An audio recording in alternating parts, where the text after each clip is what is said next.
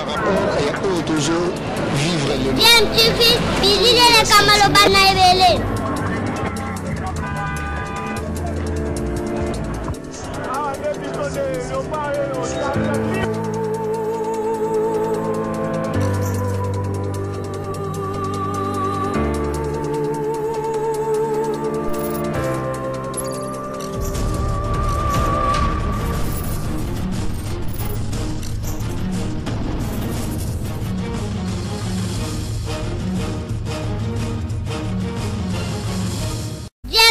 toujours en avant. Sur DMTV, bonjour, nous sommes heureux de vous retrouver et de savoir que vous êtes nombreux en train de suivre votre chaîne YouTube DMTV. DMTV qui vous propose l'actualité, mais également des analyses et des réflexions sur des sujets d'actualité, des faits sociaux, encore des réalités telles que nous les vivons ici en République démocratique du Congo. Nous voulons échanger avec vous sur un sujet, mais avant, vous le savez, ici, on s'est donné pour devoir de vous sensibiliser, de vous rappeler en tout cas toujours, tous les jours, de continuer à respecter des mesures barrières, façon en tout cas pour nous de continuer bien évidemment à lutter efficacement contre cette maladie à Covid-19 qui continue toujours sa progression dans le monde, et sachant bien entendu que la prévention reste en tout cas notre meilleur atout pour venir à bout de cette maladie. En tout cas, en République démocratique du Congo, il y a une très très bonne évolution. Nous remercions en tout cas Dieu pour cela. Le chef de l'État, Félix Tshisekedi, avait émis en tout cas un vœu et matérialisé par des recommandations au niveau du gouvernement de voir en tout cas le championnat de la Linafoot, le championnat d'élite ici en République démocratique du Congo, se jouer de manière régulière et qu'il n'y ait pas en tout cas des interruptions dues à un problème d'organisation, un problème de manque de moyens dans le chef des équipes par rapport à cette problématique de déplacement. Vous savez que c'est un championnat national depuis l'époque d'un ancien ministre, en tout cas UDPS, et cofondateur de l'UDPS également, Kiba Samaliba, qui avait en tout cas créé cette formule que l'on connaît aujourd'hui, championnat national Linafoot, où l'on voyait des équipes venant du nord du pays affronter celles du sud du pays, et avec un pays continent tel que nous l'avons, ce n'était pas évident. Il s'est toujours posé un problème de prise en charge de ces équipes-là qui ne sont pas subventionnées et dont les privés essayent tant bien que mal d'apporter leur aide à la jeunesse. Vous savez que la plupart de nos équipes ne sont pas sponsorisées, et même ce championnat est sponsorisé, mais le sponsor ne contribue qu'à un petit pourcentage sur l'argent dont pourrait avoir besoin éventuellement l'organisateur de cette compétition, la Linafoot, et même la Fédération congolaise de football association FECOFA. Alors le chef de l'État, Félix Tshisekedi, dont cette question tenait beaucoup à cœur, a eu à donner des instructions fermes au niveau du gouvernement au travers le ministre du Sport, Amos Mbayo Kitenge, afin que le gouvernement prenne en charge le déplacement des équipes. Ceci peut avoir plusieurs conséquences, en tout cas positives, au niveau du déroulement du championnat. On a eu à le dire dans d'autres analyses qu'on a eu à faire. La première conséquence, c'est que ça va faire en sorte que le championnat soit régulier et que le championnat devienne aussi plus encore compétitif. Il n'y aura pas d'équipe qui gagnera des points dans le bureau parce que telle autre équipe n'a pas pu se déplacer, donc a écopé d'une sanction, d'un forfait. Et donc ça va aider à promouvoir en tout cas notre football et surtout cette jeunesse, l'avenir de demain. Alors les dirigeants sportifs qui sont les premiers bénéficiaires de cet élan, on va dire de solidarité du chef de l'État Félix Tshisekedi, n'ont pas manqué en tout cas de le remercier de cette décision qu'il venait de prendre et ont émis en tout cas le vœu de pouvoir le rencontrer en personne pour le remercier de vive voix. Mais en attendant, ils sont allés voir leur ministre de tutelle, son Excellence Amos Mbayoki Tengue, qui les a reçus et qui va certainement transmettre au chef de l'État leur desiderata. Je vous propose de suivre cet extrait de quelques minutes de quelques dirigeants sportifs ici, en tout cas des dirigeants des équipes engagées dans la compétition de la Linafoot Ligue 1 comme Ligue 2 et parmi lesquels l'évêque Pascal Mukona. Suivant, et puis nous allons revenir tout de suite après, mais avant, vous le savez, vous êtes sur DMTV, n'oubliez pas en tout cas de vous abonner sur votre chaîne, vous qui n'êtes pas encore abonné, n'attendez plus à cliquer pour vous abonner, le bouton s'abonner c'est en rouge, très visible, et une fois que vous serez abonné, il y aura une petite cloche de notification qui apparaîtra, cliquez également dessus, ça vous permettra en tout cas de ne plus rien manquer de tout ce que nous pourrons vous proposer ici. Suivant les dirigeants sportifs, nous nous retrouvons tout de suite après. Merci beaucoup. Vous savez que, évidemment, nous avions commencé cette démarche il y a quelques mois au regard de la pandémie Covid-19 qui a sévi tous les pays du monde, sans exception. Et ça nous a également détruit, nous les sportifs, surtout les footballeurs. C'est dans ce sens que l'amicale de dirigeants, c'est-à-dire l'association des dirigeants de club de football du Congo, ADEFCO, s'était réunie pour réfléchir autour de cette question. Nous avions pensé qu'il était temps de voir son Excellence, Monsieur le ministre des Sports, Amos Mbayoki Tengue, pour lui parler de ce qui était les nôtres, c'est-à-dire notre réflexion, de voir le gouvernement congolais faire quelque chose par rapport à ces sports.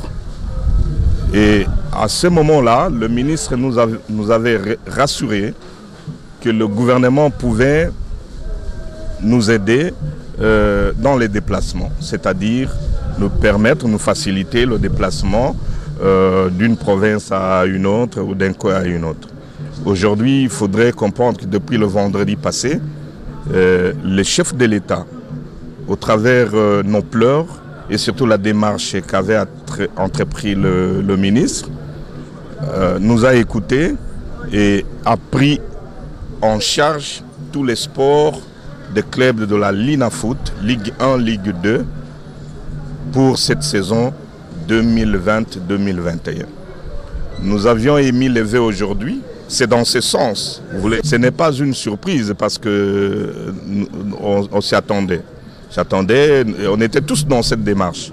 Et on savait que le chef de l'État était à notre écoute. Et aujourd'hui, ça n'était qu'un souhait de tout le monde. C'est dans ce sens que nous sommes venus aujourd'hui, au travers le ministre des Sports, dire merci au chef de l'État. Et nous avons sollicité du ministre et rendez-vous d'aller voir le chef de l'État et lui dire nos remerciements de vive voix.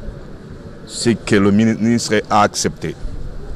Voilà, vous venez de suivre là, en tout cas, les quelques dirigeants sportifs, au sortir de leur rencontre avec le ministre des Sports, ils sont allés le voir pour lui faire part de leur satisfaction et de leur sentiment de gratitude à l'endroit du chef de l'État, Félix-Antoine Tshisekedi Tshilombo, qui, tant bien que mal, essaye en tout cas d'apporter son soutien au mouvement sportif au travers la FECOFA et la Linafoot. Vous savez que les équipes, surtout les élites petites, ont toujours eu du mal, en tout cas, à assurer le transport de leur club tout au long du championnat, en phase aller tout comme en phase retour. Ça coûte énormément cher et ces dirigeants qui sont déjà dépourvus des moyens, qui se battent seuls sans sponsor, se voient en tout cas aidés finalement par le chef de l'État grâce à cette décision